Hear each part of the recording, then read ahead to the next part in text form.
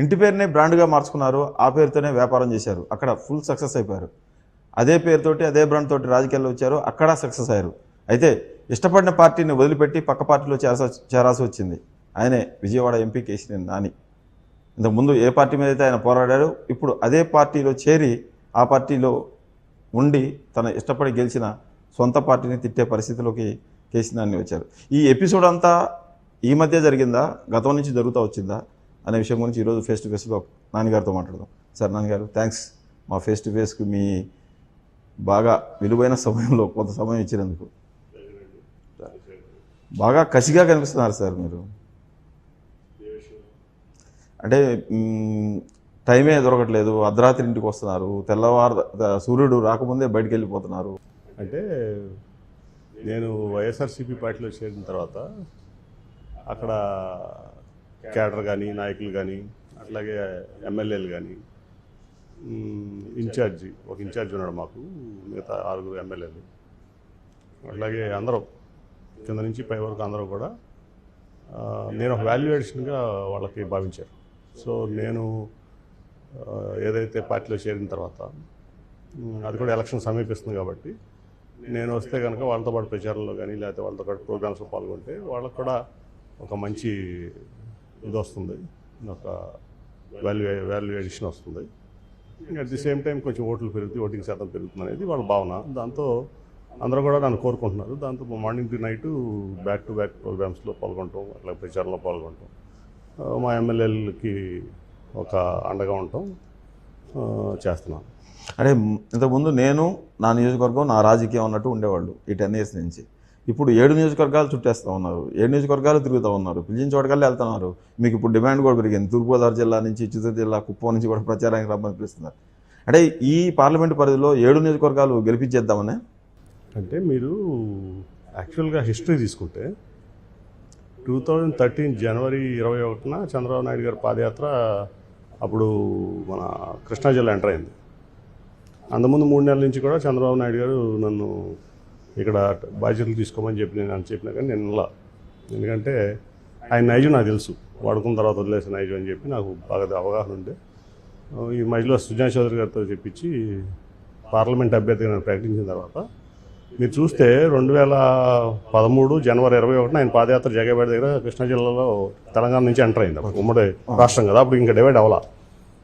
ఆ టైంలో మొత్తం బాధ్యతలు నేనే తీసుకున్నాను.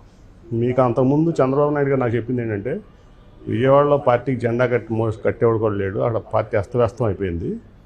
సో ఆ బాధ్యతలు నువ్వు తీసుకోవాలన్నప్పుడు ఫస్ట్ నేను హెసిడెంట్గానే అన్న, తర్వాత సుజనా చౌదరి గారు వీళ్ళంతా కాదు, ఈసారి అట్లా చేయడు, మోసం చేసే వ్యక్తి కదా ఆయన, ఉండాలంటే బాధ్యతలు అభ్యర్థిగా ప్రకటించారు. తర్వాతే నేను వచ్చాను.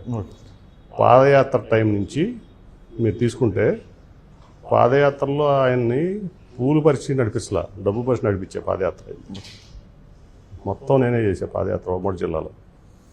ఆ తర్వాత మీరు చూస్తే అప్పుడు కొన్ని పంచాయతీ ఎలక్షన్లు, ఎంపీటీసీ జెడ్పీటీసీ ఎలక్షన్లు, మున్సిపాలిటీ ఎలక్షన్లు, కార్పొరేషన్ ఎలక్షన్లు పెండింగ్ ఉన్నాయి.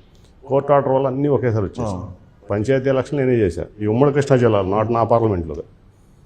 అట్లాగే జెడ్పీటీసీ ఎంపీటీసీ ఎలక్షన్ నేనే చేశాను, మొత్తం నాదే ఖర్చు. విజయవాడ కార్పొరేషన్ నేనే చేశాను, మున్సిపాలిటీలు నేనే చేశాను. తర్వాత జనరల్ ఎలక్షన్. అంటే ఒక బాధ్యత తీసుకున్నప్పుడు ఒక కమిట్మెంట్గా పనిచేయడం అనేది నా అలవాటు. దాదాపు ఐ థింక్ 14 months అప్పుడు 14 monthsలో ఒక పాదయాత్రే కాకుండా ఈ ఎలక్షన్ 4-5 ఎలక్షన్లు చేయటమే కాకుండా ఇక్కడ ఏ చావు వచ్చినా, బతుకొచ్చినా, ఏ ఫంక్షన్ వచ్చినా, ఏ నాయకుడికి ఏ ఇబ్బంది వచ్చినా చంద్రబాబు గారు నాకే చెప్పేవాడు. అంటే ఇంకా చెప్పాలంటే కొంతమంది ఈ రోజు పాలిట్ బ్యూరోలో ఉన్న సభ్యులకు జీతాలు కూడా పంపించాడు నా చేత ఈ జిల్లాలో. సో చేసాం. ఇప్పుడు ఒక బాధ్యత తీసుకున్నాం. బాధ్యత తీసుకున్నప్పుడు కమిట్మెంట్గా ఉండాలి. మనం పనిచేసే ఆర్గనైజేషన్ పట్ల ఒక డెడికేషన్తో పనిచేయాలని నా ఒపీనియన్. అట్లా పనిచేసాం, రిజల్ట్స్ కూడా అట్లాగే వచ్చినాయి. మీరు చూస్తే అన్నగారి టైంలో కూడా ఎప్పుడు 13 నుంచి కార్పొరేటర్ సీట్లు రాలా విజయవాడలో. ఒకసారి డైరెక్ట్ ఎలక్షన్ మేయర్ గెలిచినప్పుడు 12 సీట్లే వచ్చినాయి. కానీ నేను టేక్ ఓవర్ చేసిన తర్వాత మొత్తం విజయవాడ మున్సిపాలిటీలో 2/3 తీసుకొచ్చినాయి మాకు ఆ రోజు టీడీపీకి. అట్లాగే అన్ని జెడ్పీటీసీ ఎంపీటీసీ ఎలక్షన్లు సహా అన్నీ టీడీపీ కొట్టాం. అట్లాగే జస్ట్ మీకు అప్పచెప్పిన పనుల్లో మీరు సక్సెస్ అయిపోయారు. ఏదైనా కానీ సక్సెస్ కాదు, ఆ కమిట్మెంట్ ఆ డెడికేషన్తో మనం చేయటం అనేది నా లక్షణం, అలవాటు. సో ఇవాళ వైఎస్ఆర్సీపీ జగన్ గారు నాకు ఆ బాధ్యతలు అప్పచెప్పారు. సో నన్ను ఒక వాల్యుయేషన్గా భావిస్తున్నారు, నన్ను ఒక మంచి లీడర్గా జగన్ గారు భావిస్తున్నారు, ఇక్కడ ఎమ్మెల్యేలు నాయకులు కూడా భావిస్తున్నారు. సో నేనేంటంటే రిజల్ట్ ఓరియంటెడ్గా పనిచేసే వ్యక్తిని. సో నాకు కావాల్సింది నా పార్టీ గెలవడం. అంటే పార్టీ మిమ్మల్ని ఓన్ చేసుకుంది టీడీపీ, మీకు అప్పచెప్పిన బాధ్యత మీరు 100% ఫుల్ఫిల్ చేశారు. కానీ ఎక్కడ తేడా వచ్చింది? 2 సార్లు ఎంపీ అయ్యారు మీరు, కానీ హఠాత్తుగా మీరు తిరువూరు సభలో మీరు దగ్గరుండి అన్ని చూసుకుందాం అనుకున్నారు.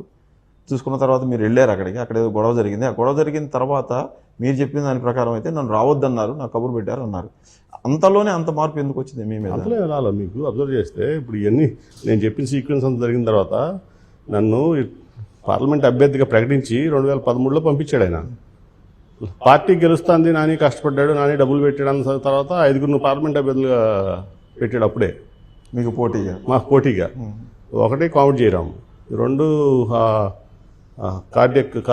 కార్డియాలజిస్ట్ రమేష్, 3 ముత్తవరపు మురళి, ఇంకొకళ్ళు ఎవరో పీవీపీ. అట్లా 5 తీసుకొచ్చాడు మన లైన్లోకి. ఎందుకు? ఆయన నైజం అంతే, పని చేయించుకుంటాడు, వాడి వదిలేద్దామని చూస్తాడు. వాడి పోటీ తీసుకొచ్చి ఎవరు డబ్బులు ఎక్కువ ఇస్తాడని మళ్ళీ బేరం పెడతాడు. మీరు డబ్బులు ఇచ్చే కొనుక్కున్నారా మీ సీటు?